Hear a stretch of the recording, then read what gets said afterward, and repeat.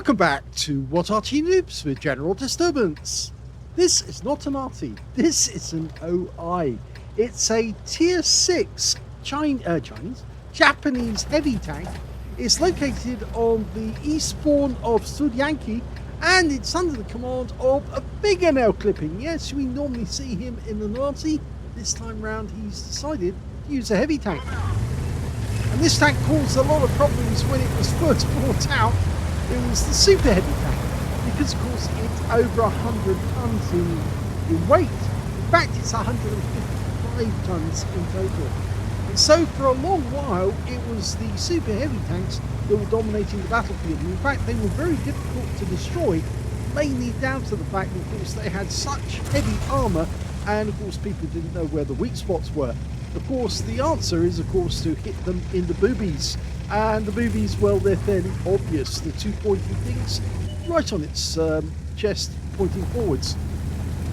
Okay, well, the OI, in this case, is carrying a 700 Alpha, which makes this the 100, if I remember correctly, 145 caliber. Sorry, 149.1 caliber. Get my figures right. So it's nearly a 15-inch, and it is a derp gun, as you can see on this one. Can carry the AP rounds, but on this occasion he's opting to carry high explosive anti-tank and the HE. And of course, the HE is capable of 890 Alpha, and the heat rounds can do 700. But look at that pen, 15 centimeters of pen with the heat rounds, and well, even with the HE, it's capable of 75 millimeters of pen, so it can do a lot of damage. And back when HE was king, this tank could wipe out enemy tanks with just one shot. Now, after a while, of course, people did get used to taking out this tank, because of course it was very clumsy. As you can see here, he's trying to side scrape on the enemy tank over there, the M6, who of course can have a 90mm main gun. Of course, he's got a better fire rate. And now finally we've got a shot, and he derps this round at the T29, but he doesn't get a pen. Now, of course, this is a I should say that it's a one prototype tank that they made, and the reason for that, of course, the main reason is that the Japanese army did not get the best steel. The Japanese Navy did. Japan being an island, it really needed a navy in order to get all the raw materials in, and so the Japanese Navy always got the first dibs on any steel that was manufactured.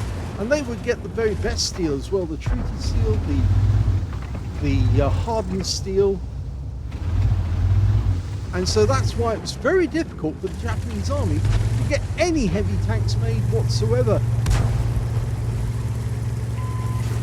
As I said, there was one prototype of this. They started development work in 1939, but they never got them into production.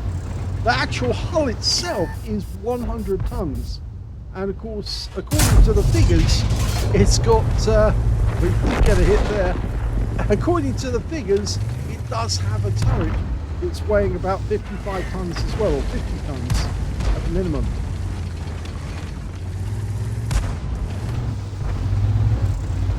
And now, yep, the AT7 is getting closer, and he pumps around in and gets 184 from that one. It's kind of convenient now that he's got a wreck that he can hide behind as well. Unfortunately, that super chap is going to suffer a lot once he, well, he's going to go out of the game very shortly, because he's a one-shot now anyway. Oh, we got a shot. It's the SMV-CC56, and he pumps one in for 100 hit points. We're one down, well, we were 3 down on the enemy. Now we're only, yeah, we're still 3 down, but at least we've got one tank, 1 kill so far, and that was by our super chappy, funnily enough. I thought he wouldn't survive very long, but apparently he did.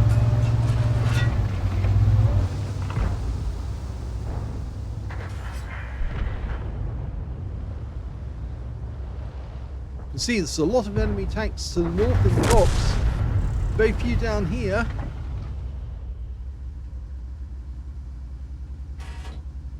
Yes, the SMV doesn't want to get hit, so that's why he's avoiding. But trying to maneuver around this support here is actually very difficult. Now we've got the M6 to deal with, and he comes around and gets 390. So that was a good hit.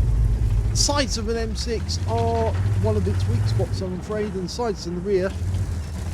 Same as on the T1 Heavy. The reload for this tank is normally 25 seconds, 24.93. And we've got a reload time here of 21.96. Hello! Oh, it sailed right over the top of the VK3001P. The M6 is gone, but that VK driver, he really is so lucky. Because if that shell had hit the cupola, it might have gone through.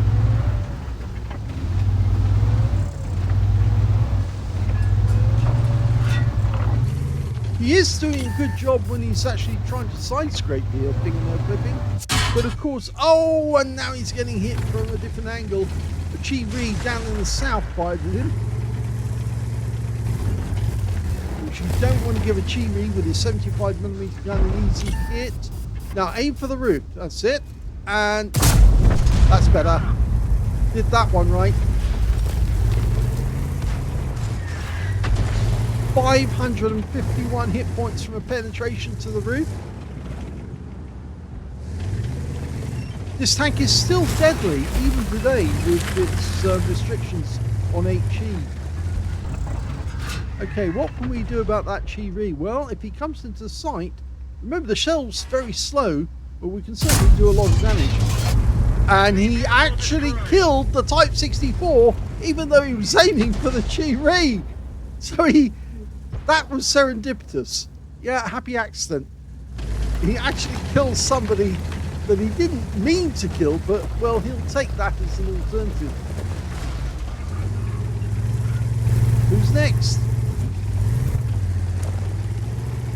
Well, it appears the VK3001P is the only tank remaining in the factory area. And he's the only one who can spot us, but the enemy Arty is still firing in our general direction. I think that was aimed more in the direction of the Chi-Ri to see if he could get anything off it. And we can now see a budgie right down at the far end near the house. But of course, in order to get the shell, we'll have to knock this wall down because, of course, HE will detonate on anything it hits on the way. And if he was to fire through the wall would set the shell off right at the moment of impact. Armor piercing rounds will go straight through a wall and do damage right at the other end. There's something funny actually concerning that. Most people don't understand this, is that tanks would actually have machine gun on the roof of the vehicle. It's more of a secondary armament, but it was also anti-personnel. Not just personnel on the ground, but if there was personnel who were actually in a fixed position, such as a house, well, if they were causing problems to the tank by chucking grenades at them or launching anti-tank weapons at them, then it was a good idea for the tank to literally blast the side of the house with their .5 caliber shells or whatever the heavy machine gun they actually had. And the shells would literally go through the wall and kill the people on the inside. So you didn't actually have to see the enemy troops to kill them. All you needed to do was just spray the entire side of the house with the shells, and more than likely one of those shells would actually impact on the troops inside. Another thing I learned actually from the forces as well is you don't necessarily have to disable troops by actually hitting them in the body or the head or in their arms. You can actually fire at their feet, because funnily enough, the one part of their body that isn't armoured is of course their feet or their legs. And so if you've got troops and you can actually see the legs, then shoot at the legs and that will bring the troops down, and then you can kill them. Of course, the moment they're down on the ground, they're vulnerable. That was a beautiful kill. 315 hit points. He got the guy on the run. Thanks. I thought he was going to wing the guy, but look, the Fury said thank you. He loved that one as well. The Burt made a quick dash across the battlefield, and it didn't pay off. So there you go. If you do see an enemy tank and he's hiding behind a destructible building, you can still fire at them, even though they are behind the building. Now, you will lose some penetration, and you will knock part of the building down, and it's easier to use an HE round to bring down the entire building. But you never know if that shell might actually go straight through the wall and hit the tank on the other side, in which case you might actually do damage, even though the guy's in cover.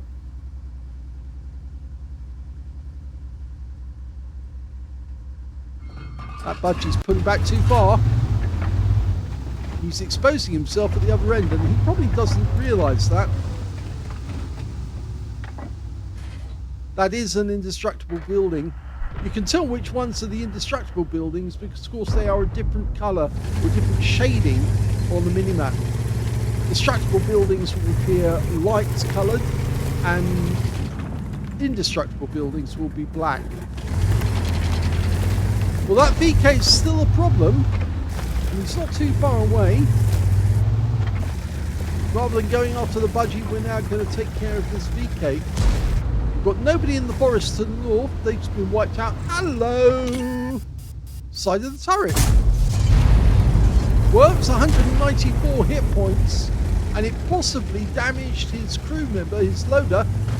It's on the right side of the vehicle, and that is where the loader would be located. I think that's the reason he went for that, rather than going for the flat plate at the front of the VK. He meant to hit the loader, or take the loader out of the game. And that, now go for the cupola.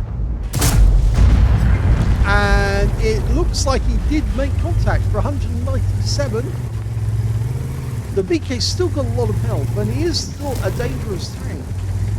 After all, it was the alternate version of the Tiger.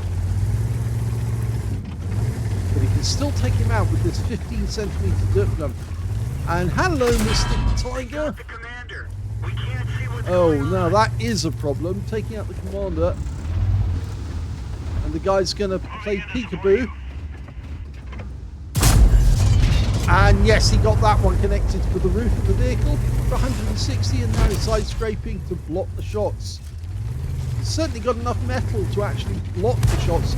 And now we've got a Chi-V involved. Now the Chi-V is very lightly armoured, and of course he's exploiting the fact that we can't turn our turret fast enough. But the difference is we turned the entire vehicle, and that round went right into the rear of the Chi-V and took him out completely.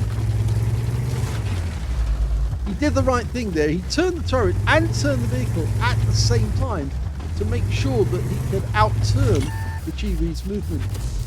And we're still blocking shots from the VK. We can't get through.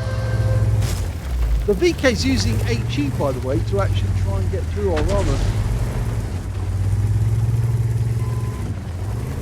4 kills now to a fingernail clipping. Now, if we poke our head out here, we might get shot at by the Easy 8 down to the south. But the VK is now one shot. And there you are. He's out the game now altogether. There's the Easy 8. And he's dropped down this side of the berm. And that's a bad mistake. And yes, he does get wiped out. We don't get the kill. The Studzianki gets the kill instead. And that means now there's only one enemy left. It's the budgie. Now we've got 5 kills. We could actually get a top gun here.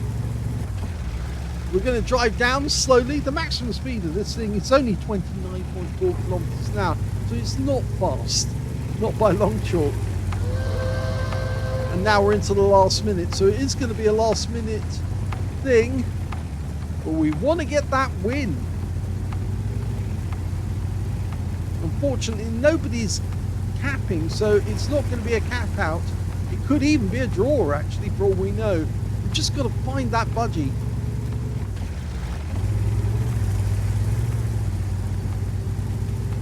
He's gambling on going for the church.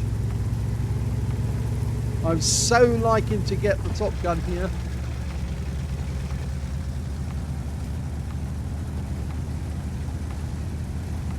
20 seconds.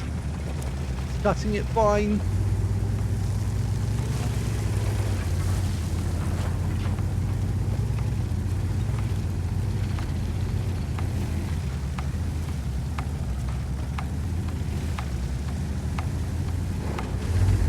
Oh dear.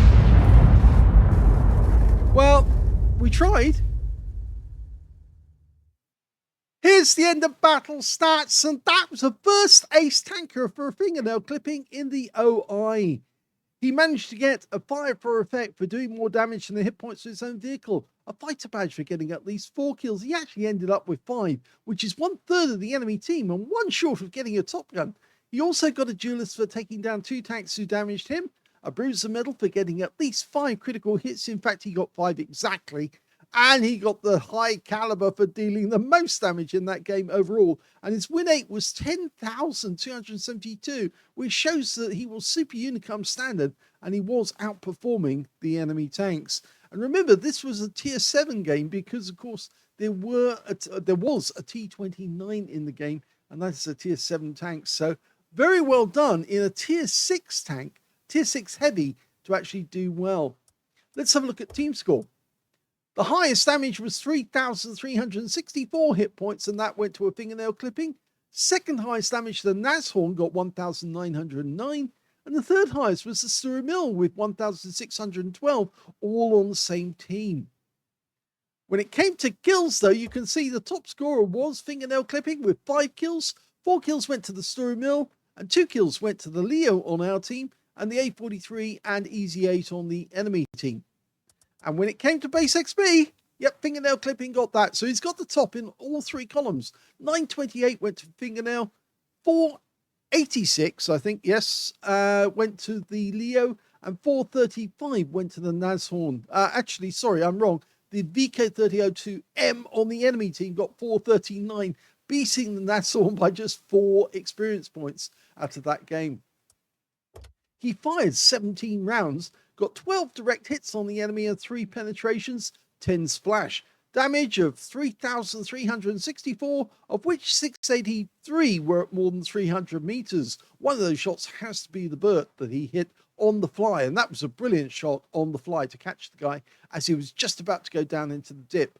6 hits received from the enemy, 2 penetrations, 2 non-penetrators, and 3 hits by way of splash from dirt guns. Mostly the VK3001P was firing HE at him. 8 enemy vehicles were damaged, 5 were killed, and he got 366 hit points of damage assistance. On a free-to-play account, he actually made a profit of 23,701 credits, and he also took away 1,458 experience points out of the game as well. So congratulations on getting your first ace tanker in this tank, because, of course, it is a difficult tank to do well in, because, of course, it's so big, such an easy target to fire at, and most people know where the weak spots are now, so it's fairly easy to take down. As I said, when it first came out, this tank was a terror on the battlefield, mostly down to the fact it was huge, it was heavy, it was difficult to take down because you didn't know where to shoot, but once everyone knew where to shoot, then of course they were always getting pens and taking this vehicle down. Well done to Fingernail Clipping. He can play other tanks other than Arty. If you enjoyed that replay, please give this video a like, do subscribe to our channel, leave a little comment down below because it feeds the algorithm, and thank you for watching.